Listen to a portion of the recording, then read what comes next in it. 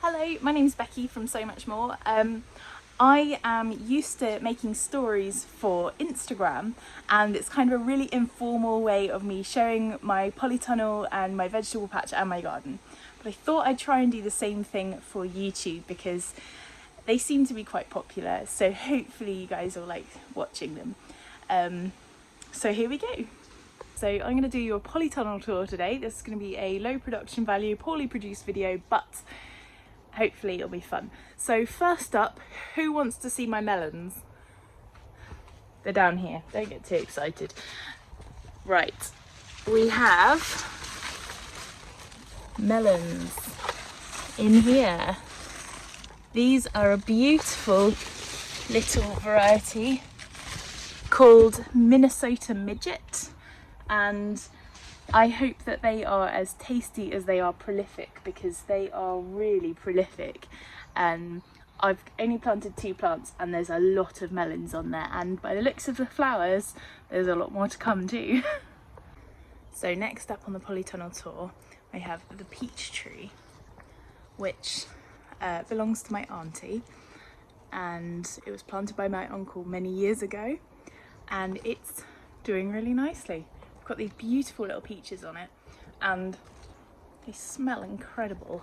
I'm very excited to hopefully get to try one. They do belong to my auntie though, so as tempting as it is to just eat them straight off the branch, I'm not going to do that.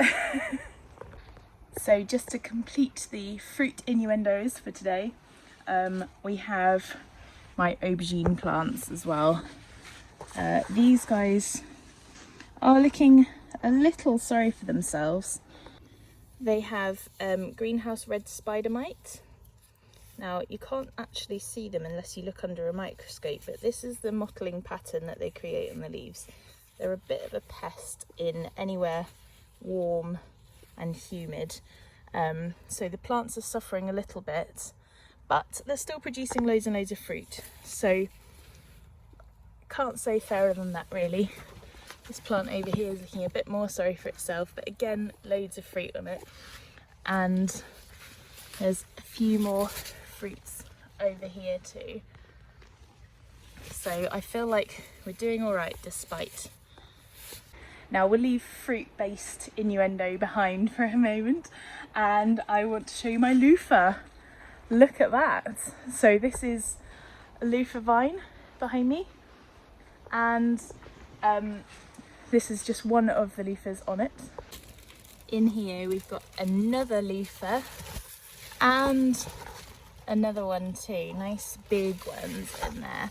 And there is another one down there somewhere, and a few little ones just starting to develop too. I've planted 2 loofah vines in here, one in this corner and one in the other corner, and slightly regretting having planted both. I think they are getting a little out of hand now. Now it's probably worth me tucking myself into this little corner and showing you my chillies. So here we are. They are so busy, full of fruit. There are so many chillies on there. I'm really impressed with these chillies. These are a variety, I believe, called Hangajao 6, and they are absolutely amazing. They'll blow your socks off. Really hot, but really prolific. I planted an insane amount of basil this year, and it's been used for countless pestos. I've been able to dry some, I've been able to freeze some, and jar up some pesto which is in the fridge. But now quite a lot of it is going to seed, and frankly, after the year that we've just had, I know how it feels. Giant cucumber plant, anyone? I've just done a cucumber harvest, so there's not much on there, but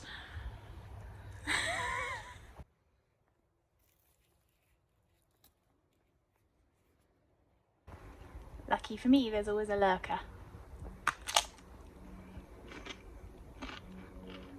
Squash patch, anyone? And some hope for soups to come. Or perhaps patty pans are more your thing. These guys are doing great.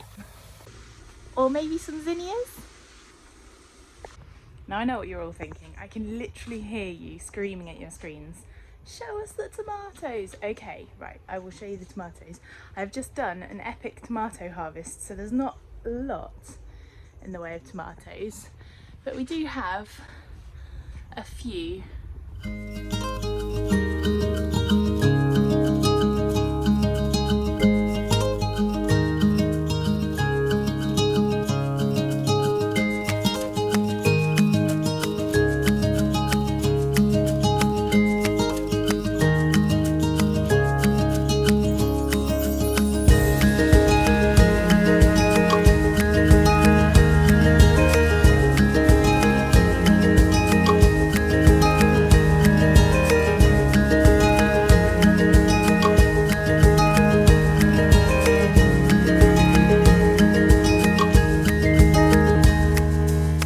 Anybody who follows my Instagram will know that I've harvested several really big baskets of tomatoes so far this year, and actually had a really good crop so far, despite having been battling the dreaded blight.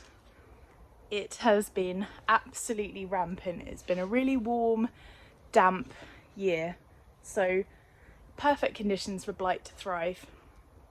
And all I've been doing is removing any blighted material that I find as soon as I find it, checking really regularly, being vigilant, and I still have all my tomato plants.